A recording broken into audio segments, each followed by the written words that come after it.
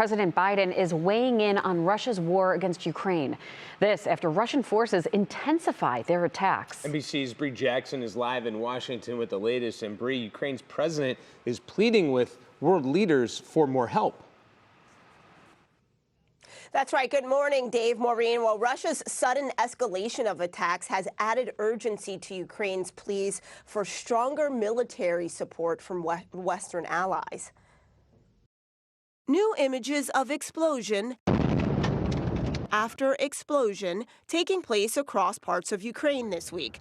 The sounds of rockets and sirens blaring as Russia escalates its attacks. Ukrainian President Zelensky's urgent pleas for increased air defense systems growing stronger during an emergency meeting of the G7. Енергооб'єкти України.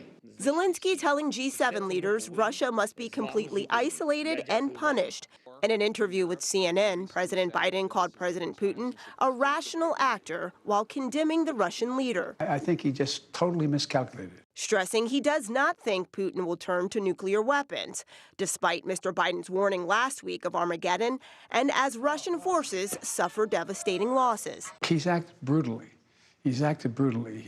I think he's committed war crimes. The Kremlin leader calls this latest round of violence retaliation for an attack on his Crimea bridge, a critical supply route for Russia. Ukrainians remaining defiant, though not claiming responsibility. With the violence ramping up, the U.S. is promising to deliver more aid to Ukraine.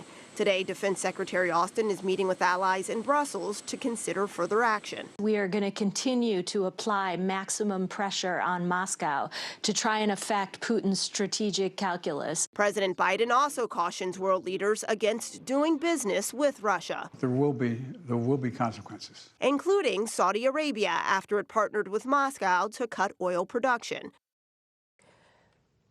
In Saudi Arabia, and OPEC's decision to cut oil production is expected to cause Americans to pay more at the pump heading into midterm elections. Maureen? And Bree, with this new escalation in the Russia-Ukraine war, any chance President Biden meets with Putin?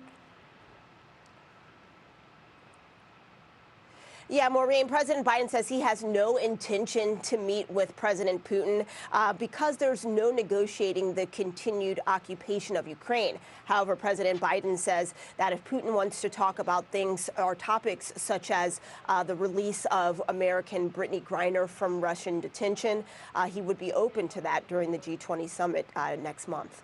All right, we'll be paying attention to see what happens next month. Bree Jackson live for us in Washington, D.C. this morning. Thank you.